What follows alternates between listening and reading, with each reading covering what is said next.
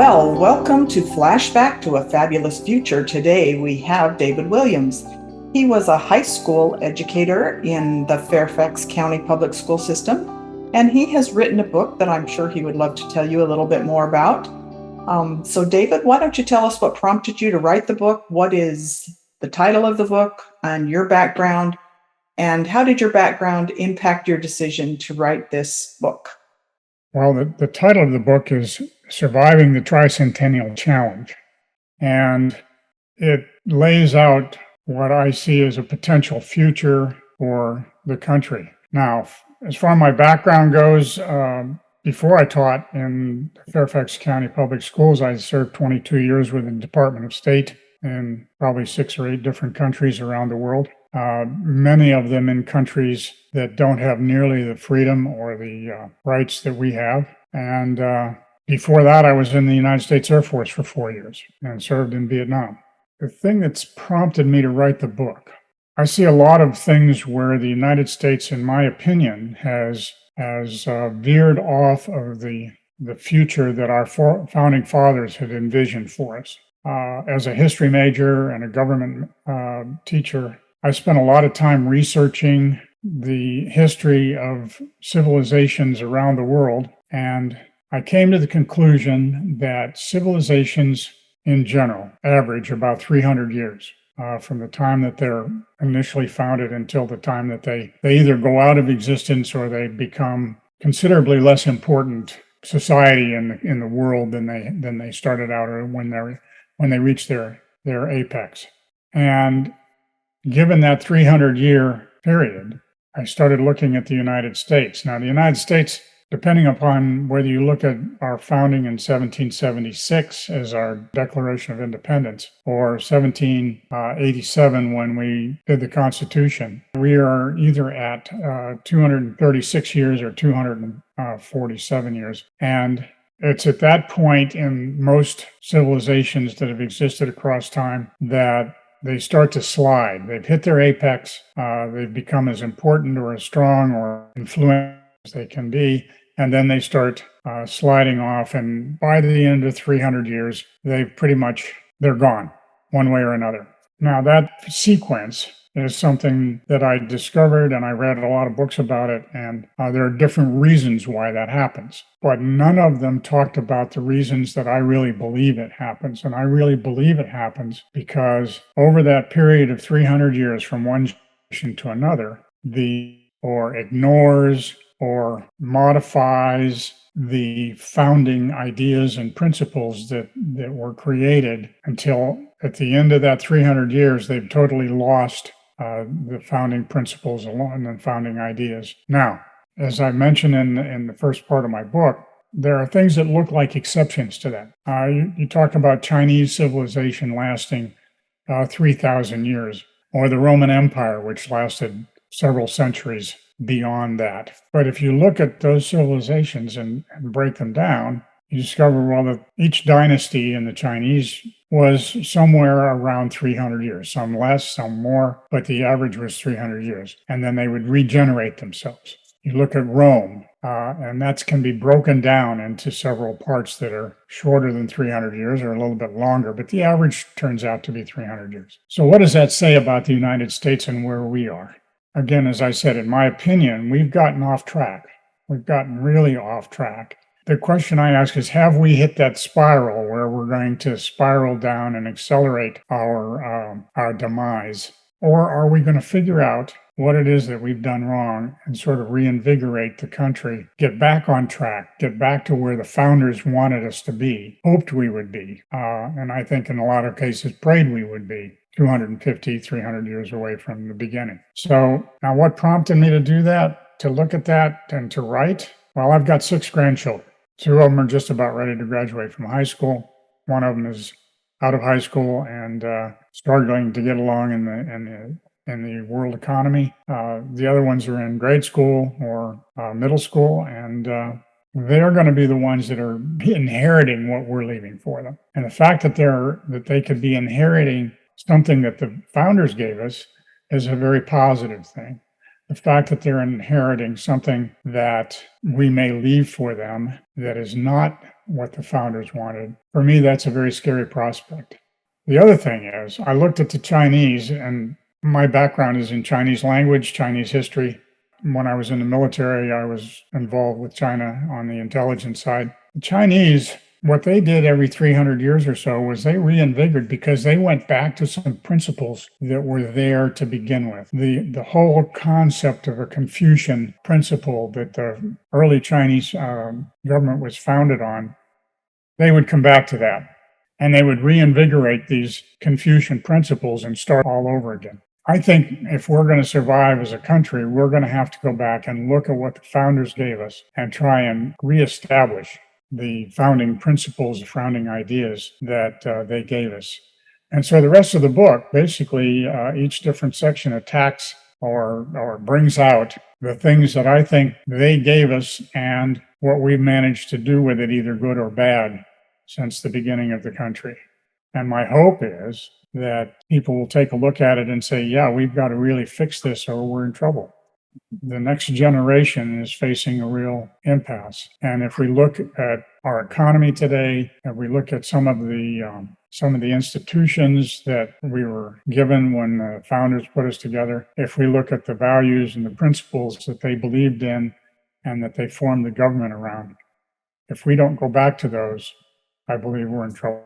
Okay, I have a couple questions. First of all, at a really high level, what are some of the gaps that you see between what the founding fathers, what you believe the founding fathers envisioned, and where we're at today? And also, I'm totally on board with you, but I grew up in the 70s in particular, and I've been hearing since then, that, we're not going to be able to pass this on to our next generation. And yet somehow we keep managing to do so on some level. And I think a lot of people believe that because, especially in their own personal circumstances, they're still, and I use air quotes here, free, and we haven't devolved into a third world country, or we haven't, our civilization hasn't been decimated and destroyed, that, we're still fine. Being, like I said, a product of the 70s, I always find it interesting that there's all these what we call dire predictions. I remember that population was a huge issue in the 70s, and people had to quit having children because there wasn't going to be enough food by, I don't know, the next 10 years. And then there was the first time I'd ever heard El Nino, and all these weather patterns were going to destroy us, by the mid 1980s, the late 1980s. And then, of course, we hear now that climate change is going to destroy us. And, so I honestly believe that a lot of people have started to tune out, especially people that have lived through all of these different things, and just say, I'm so tired of hearing, this fear-based approach, and I'm not going to listen anymore because we're all still here. Everything seems to be fine. I still live in a nice house. I can pay my bills. I can do pretty much what I want, so it hasn't affected me. So I don't know. What would your thoughts on those types of things be? My initial reaction to that is the frog in the pot. And I don't know whether you're familiar with that story or not. I'm sure you are. But basically, you put a frog in cold water, and then you start to heat it up. And the frog is just going to swim around in the cold water until it starts to boil, and it's going to kill it. If you dump a frog into hot water, he jumps out. I don't want to be too negative on this, because I think we've got a chance that we can sort of straighten things out. But at the same time, if you look at some of the things that were given to us and where we stand now, and the second section of my book, part 2 of my book, talks about 3 institutions. It talks about religion, it talks about the family, and it talks about education. On the religious front, regardless of what anybody says, we were founded as a Christian nation. And we put a lot of stock, or our founders put a lot of stock, in the Judeo-Christian background, okay? For the most part, during the founding period, and even up into the early 1800s, we had a very, very strong Christian bent in our country. The families went to church on Sunday. We didn't open the stores or anything on Sunday, so they did so at quite a cost. I mean, a lot of the countryside, they had to go several miles from their home to get to the nearest church on Sunday morning, and they did that by horseback or by carriage or whatever. Today, and I go through a lot of the statistics in the book, somewhere around 25% of the population talks about a real strong belief in God and in the Christian principles that we were handed to by the founders. The whole idea of church, on the one hand, people have backed off from church because now there's more and more stuff to do. There's more things that get in the way. But I also believe that there's been a subtle attack on Christian values and Christian faith in this country. And one of the things that you can look at is David Horowitz's book, Dark Agenda, and it talks about the attacks on the Christian faith across the board. The second thing is the family, partly because of their Christian beliefs and because of the Judeo-Christian foundation that they were built on. When the country was founded, it was founded upon the idea that there was a strong family, not just a core family of mother, father, and kids, but an extended family with grandparents being around to help with role modeling and everything else. And again, if you look at what we have today, the number of unwed mothers that are parents is astronomical. And without a father in the picture, it's very, very difficult for children. I'm convinced that a lot of the studies that have been done that talk about why particularly young males are involved in crime is because they don't have a good father figure in their lives to give them a role model that says, okay, you work for an education and so on. And then as far as our education is concerned, people back in the founding period were pretty much self-educated.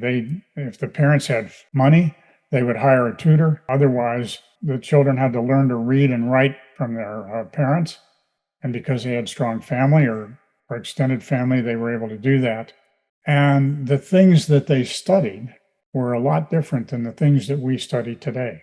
They studied ancient Greece. They studied the republics of the ancient world and a lot of ancient history. And we were fortunate that we came into being as a country right after the Enlightenment. But there was an awful lot of great writings out there by people like Montesquieu and Locke and Hobbes and a whole variety of other folks that our founding fathers studied and took to heart and learned from. And we don't do any of that today.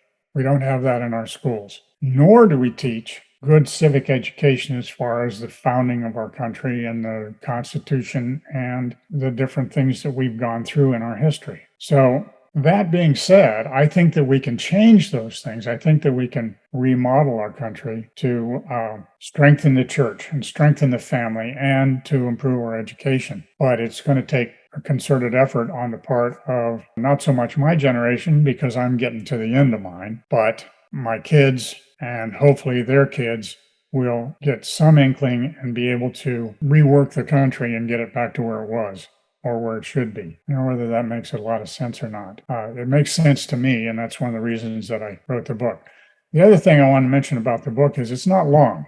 If you look at the font, it's 1.5 font print widths. It's only 132 pages long, and probably 6 pages of that is footnotes. So it's not a long book. And the reason that I made it short, the reason that I didn't go into extensive detail, which I could have on several subjects, is because young people today are not going to pick up a book that's 2 inches thick and start to read it, because that's not where they're at. But maybe a book that's only a 1/2 inch thick, they'll read. Hopefully they'll read it and take stock of some of the things that I've said and work to change things. Yeah, I agree. I have found, and that's my whole flashback to a fabulous future, we stay pretty high level when it comes to history, because I have found that most people, even us adults, really don't know history very well. And we don't understand, you were in my Constitution Alive class.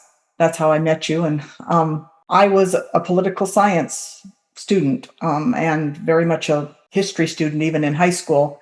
And I thought I did a pretty good job of learning about the Constitution and various things, but I found how little I really knew once I started teaching these classes. And I find that, if my knowledge is that lacking and it's something that I'm very passionate about, and my discussions with other people is that they don't have that understanding either, that it's hard to get into the details and hard to really dig deep when most people just kind of need an umbrella. Here, let me see the big picture. And then if I'm interested, I can dig into the Roman civilization, Greek civilizations, different things, and learn more details about them. I'm also an educator. I work more on the corporate side of things. And that approach has really worked with me in corporate training. I'm sure, we talk about, what's your desired outcome for sharing the book. Totally respect and appreciate that we want to pass our blessings that we believe we have from the country we live in onto future generations. So kind of a little bit beyond that, if somebody were to read your book, what kind of takeaways would you hope they would take as action steps to do something based on what they've learned? First thing that I would hope that they would take away would be that a lot of what is taught today in the public schools is, I won't say it's not true.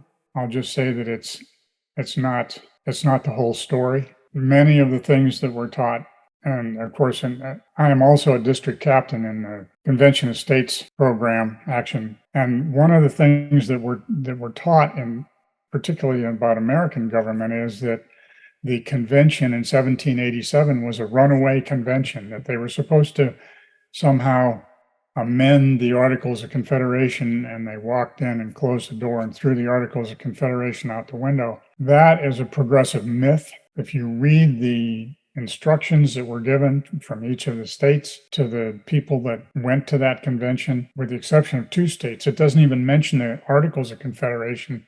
It just says, come up with something that's going to work, because it doesn't work right. So there's a lot of things like that are being taught that are not necessarily the straight dope. And so my hope is that by reading my book, that they will see some of those things, and the takeaway would be, oh, the ideas that they came up with were good ideas, and maybe we should stick with them. Electoral college was a good idea. The fact that the Constitution itself deals with the whole country rather than every individual thing that governments might be involved in, that the states had a real function at a local and state level that the founding fathers didn't want the federal government to be involved in. They thought it was better that the states were taking care of those things. Stuff like that, I would hope that they would come away with a better understanding of the civics of the founding to be available to them. Now, as far as actions, the last chapter, I talk about things that I think need to be done to make this country, put it back on course.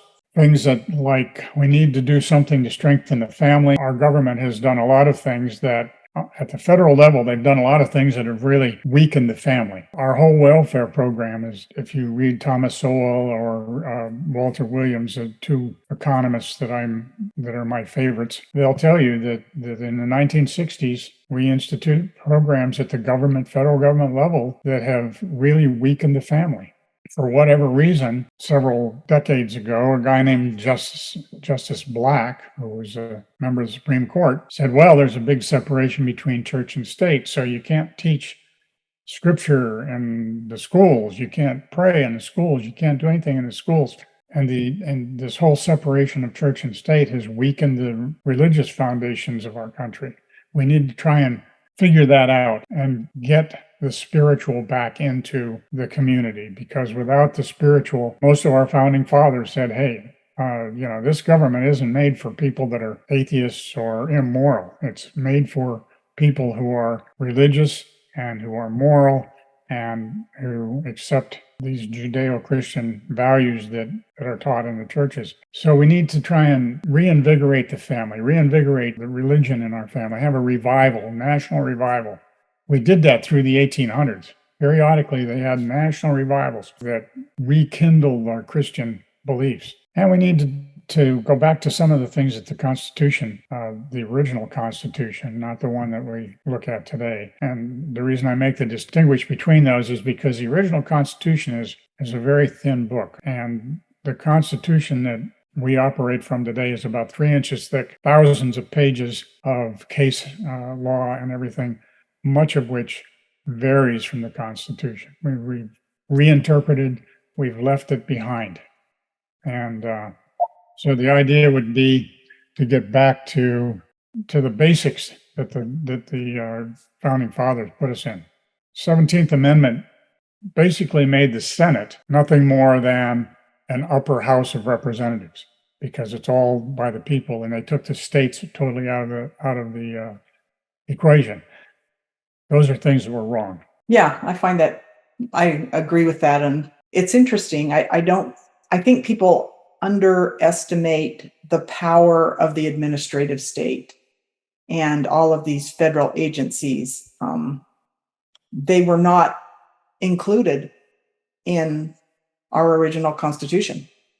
And it's not to say that we shouldn't have any of them, but in my opinion, they should be very limited in scope, because unless you've been impacted directly by some of these large organizations, the IRS, everybody's impacted by that one, is you don't recognize that the power that they have. Number one, you never gave them that power. I think that's the beauty of our Constitution, is the power resides in the people, and the people loan that power to the government, and they should be able to take it back at any given point in time, even, the 17th Amendment kind of thing. But once these administrative organizations, we'll call them three-letter agencies, take on that power, you have to go through the Supreme Court. Sometimes the Supreme Court will side with you, sometimes they won't. It's a very long process. And in that process, people are really negatively impacted. Now, that's not to say that some of the, that they do everything they do is bad, but you have to weigh it and say, okay, and the administrative state has grown and grown and grown and grown. And we as individuals don't have any say in what these agencies do. Whereas to some degree, we can, I think we've kind of neutered ourselves over the years, but we're supposed to be able to affect what happens in Congress because we vote. Well, we have no vote in these administrative organizations. And I find it really interesting because there's just this whole, I don't want to get too political, but this whole argument with Trump and his classified documents. And one of the most interesting arguments that I think comes out of it, basically, if the courts side with the people who say that he didn't have the right to declassify this information, you've basically taken a huge, huge power away from the president. And you've now said that, okay, these agencies are the ones that decide what's classified and not classified. And people are like, well, that sounds good. Why would we put all of that power in one person? And my own personal opinion, and it's something, we'd have to have a much larger conversation about, this is very high level, is that whenever you have any type of organization, there needs to be some kind of hierarchical structure. And our founding fathers believed that. That's why they believed in an executive branch. But they also had checks and balances, to make sure that that person didn't get too much power. But somebody needs to decide, it's way too slow, way too cumbersome to, what is it called when you dictate by committee, Can you imagine trying to declassify literally tens of thousands of documents? And one person says we should, one person says we shouldn't, one wants to, mark this part out. It would just be insane. Whereas we have said in the past that we have entrusted our president, our executive branch with, that's why we put him into office, and we said, we trust you to manage that process and to decide what should be classified and not. So once again, it's just another example of somebody coming in and saying, hey, we're taking all this power away from the president, which I don't think the president should be all powerful. And I remember, growing up, I didn't come from a political family at all, but the one thing I remember my mom saying to me is, we need more power at the local level.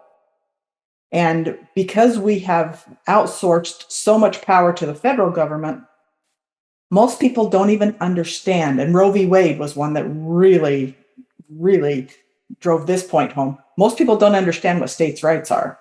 To them, when Roe v. Wade got overturned, it's like, oh, we can no longer have abortions. And it took them a long time to figure out that, oh, this just means it's going back to the states. And, I prefer most things done at the local level because I can affect more change at the local level than I can in Washington, D.C. Well, not only that, but the people in Washington, D.C. are in Washington, D.C. And, I live just outside the Beltway, but I'll tell you, my experience has been that the people who live inside the Beltway, there's a wall around Washington, D.C. that's sort of the Beltway. And if that wall went all the way to heaven, it would probably, that would be the picture that you could see because they don't see anything outside of that wall. You've got people at the Department of Agriculture, which is located in downtown Washington, D.C., that are making decisions about agriculture that's on the other side of the Mississippi River, 1,600 miles away, and they have no idea what's going on over there. So you're absolutely right. And when the founding fathers put this whole thing together, Article 1, Section 8 of the Constitution is very limited in what the federal government is supposed to do. There are 17 things there that the federal government is supposed to do. And those things are things that affect the whole country. They're not parochial in their definition. Things like foreign affairs and having wars and stuff like that generally affect the whole country. That's the 17 things that are listed. Everything else is supposed to be at the state level or at the local level. And the 10th Amendment to the Constitution is very clear about that. If it's not listed in those 17 things, then it either belongs to the states or to the people. Somehow or another, over the last 200 years, we've managed to corrupt that definition with a couple of different things that are in the Constitution that people have misread, misinterpreted. The Commerce Clause being one of them, and the Necessary and Proper Clause being the other. Those two clauses are totally misused for the last 100 years. And then we end up with things like the Department of Education, which is not in one of those 17 things. Department of Agriculture is not one of those 17 things. And you can list probably a half a dozen agencies, plus the ones that get me are NPR, National Public Radio. Now, where in the Constitution does it talk about the United States federal government having a propaganda arm? I could go on for a long time about this because I'm kind of passionate about it. We've stripped the local, state, and government city powers, stripped them away, and handed them to people in Washington that can't see outside the Beltway. And that's scary because that means that the power is in that little cone that goes up above Washington, D.C., and the power outside of that is diminishing. Yeah, I find it interesting because I think that a lot of people like the fact that the power lies in the federal system, not realizing how much it basically neuters us as individuals and takes away our own power. I think a lot of people sometimes don't want that power because they feel like it's too much responsibility. They have to pay too close attention to things. They have to be more involved, and they don't want to. It's easier just once every 2 or 4 years to go check a box, vote for somebody, that for the last month I've paid attention to the election, the elections, and heard a lot of good ads. These ads sound really good. I was listening to something yesterday that I thought was really interesting. And it explained, I was like, how do people, and I don't mean to pick on John Fetterman, but I'll pick on John Fetterman. Or I'll pick on Katie Hobbs in Arizona, or even Joe Biden. I mean, seriously, how do people that are so completely and totally detached from reality and incompetent get into office? And they said basically what they do is this micro-targeting because of Facebook and all of these, social media platforms, and they've sold your data to the federal government. They go in and they gather all this data and they say, okay, Roe v. Wade, that's what they did in the 2022 election. So the election became all about Roe v. Wade. And they found all the people that were not likely to vote, but they knew based on their, social media, profiles that they were passionate about Roe v. Wade. So they bring a ballot to their door and they'd say, vote for John Fetterman because he did not support overturning Roe v. Wade. They walk them to their mailbox, have them put it in the mailbox. And I mean, there's a whole lot of other things. I don't want to get into the whole election integrity thing, but this whole micro-targeting thing was really fascinating to me. So I think we have a lot of people who it's like, okay, I voted, and I'm a single issue voter. I don't want to be educated about all of these different issues. I did my civic duty. And I'm like, I honestly believe, and I had a conversation back in the early 80s with somebody very close to me. And I was always very politically minded and very passionate. I was like, oh, we need to be involved. We need to vote, blah, blah, blah. And they were like, oh, that's just too much work. Don't worry, I can't. And my vote doesn't matter anyway, kind of thing. And I was just like, ah. So if I had one takeaway that I think from this conversation with you is that I think people need to recognize that with the great blessings of this Constitution also comes tremendous responsibility. Yes, and we don't teach that in school. No. We do not teach it. And that's one of the problems that I had when I was teaching. They hand you a book and say, okay, this is the book that the kids have to read over the summer on the Constitution, a constitutional convention. And so you go through the book and you discover that it's just not what they should be reading. I mean, a lot of the information in there is blatantly false. And but that's what they hand you to give, and you give it out. And the same thing with a lot of the other stuff that I thought we were supposed to be teaching, and it just wasn't in the material. So that's one of the reasons I love teaching. And quite frankly, I contacted a homeschooling co-op in Manassas and was going to teach for them. The problem was that the course I put together apparently didn't intrigue the students enough, so I only had one student sign up for the program, and so I didn't teach. But I'm still in contact with them, and I'm still going to do a Constitution thing with them in September. And I'm hoping I can get the public school that I taught at to have me come in and do the Constitution coach kind of stuff for Constitution Week in September. Yeah, I think that would be great. Not only should we be civic minded and pay attention to our elections, but pay attention to our local elections, get more involved in our school boards, find out what's being taught. And I will admit, if I've had history classes where it's nothing more than names and dates and, that type of thing, that's boring. Here's a Constitution, read the Constitution. Okay, that's boring. But in our Constitutional Live class that we have, I think Rick Green does a tremendous job of making it somewhat more relatable and much more interesting. And I think that's what we need to do is, we need to bring back that lively discussion. And it's like, let's not just talk about Article 1, Section 3, let's discuss what it means in your life today and how it impacts you. So if we could, that part on education, and as parents, we need to take a more active role in our children's lives.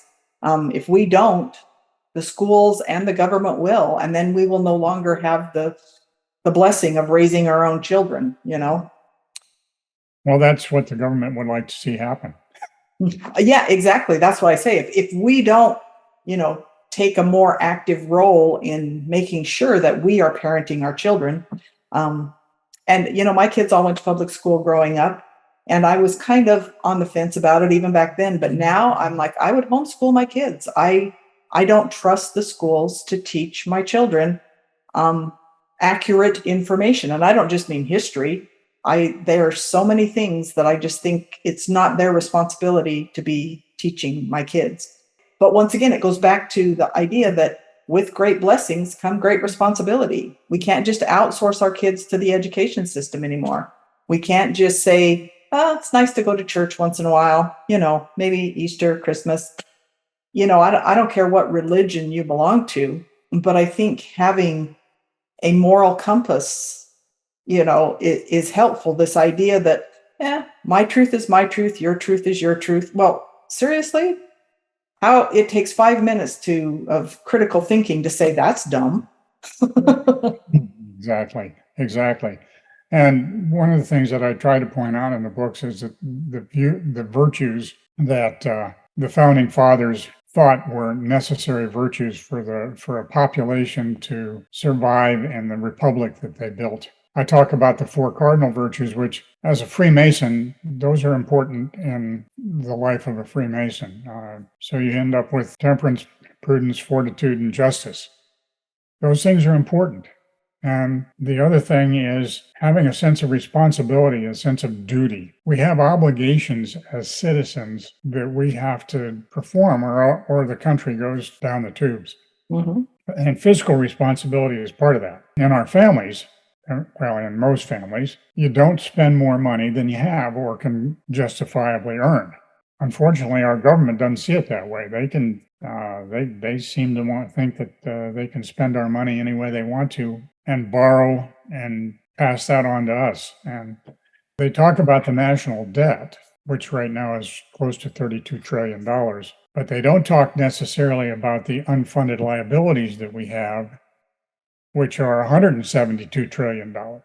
So that's one of the things that I have a great fear about. And another reason why I wrote this book is because I want people to start looking at this and saying, hey, we can't do this indefinitely.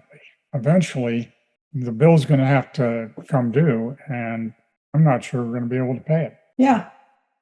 Well, on that note, I think that's a kind of a good note to end on is, we need to, be more civically minded and take a more active role in what goes on in our country. And, part of that is, looking at the amount of money that our government spends. Just because they have a printing press and just because it hasn't come home to roost yet, people don't realize that every time your taxes go up by a small percentage, it's because they need that money to pay, so you don't think it's impacting you. This inflation, all of these things are a direct result of what our federal government is doing financially. So between inflation and increase in taxes, it is impacting you. And even though many of us can still afford it, it hasn't bankrupted me yet, that doesn't mean that it's the right thing to do. And that's where your truth and my truth need to come together.